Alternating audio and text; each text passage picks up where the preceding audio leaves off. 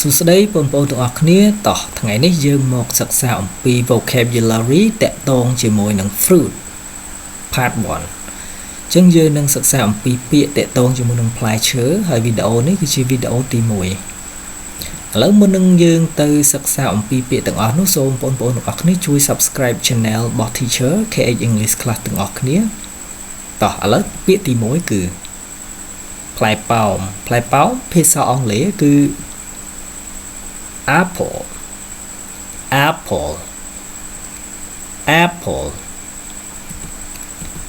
ពាក្យទី2គឺផ្លែក្រូចភាសាអង់គ្លេស orange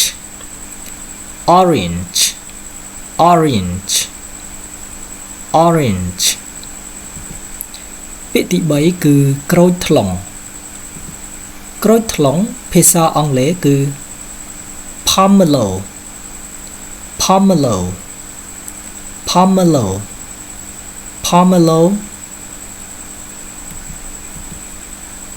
ពាក្យទី4គឺផ្លែស្វាយភាសាអង់គ្លេសគឺ mango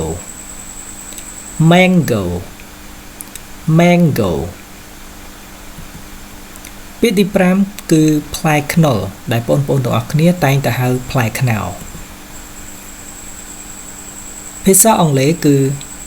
jackfruit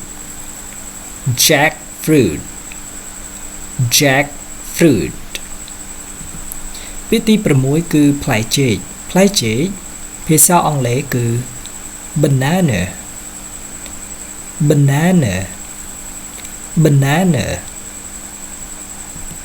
ពាក្យទី7គឺផ្លែ strawberry ភាសាអង់គ្លេសហៅថា strawberry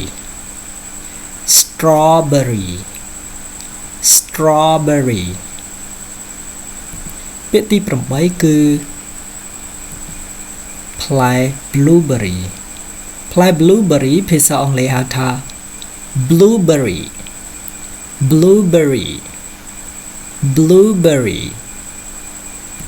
ពាក្យទី9គឺផ្លែស្ពឺភាសាអង់គ្លេសហៅថា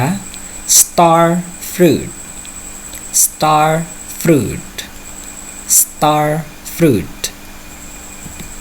ពាក្យទី10គឺផ្លែស្រកានាគ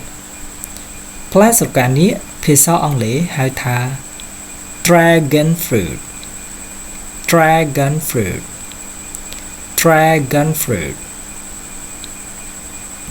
ពាក្យទី11គឺផ្លែមៀនភាសាអង់គ្លេសហៅថា longan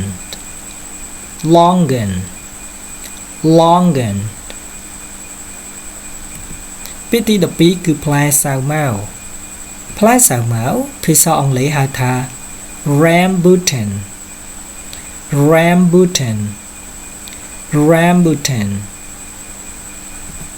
ពាក្យទី13គឺផ្លែមង្ឃុតភាសាអង់គ្លេសហៅថា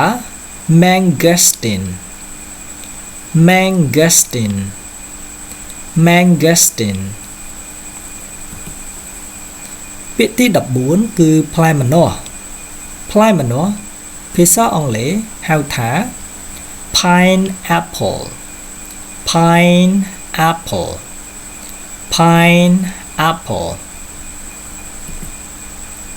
ពាក្យទី15គឺផ្លែទៀបភាសាអង់គ្លេសហៅថា custard apple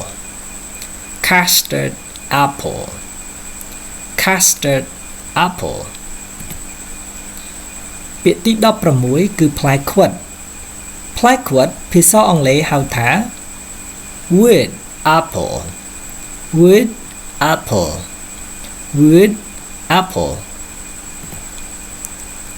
ពាក្យទី16គឺផ្លែកន្ទួតភាសាអង់គ្លេសហៅថា star gooseberry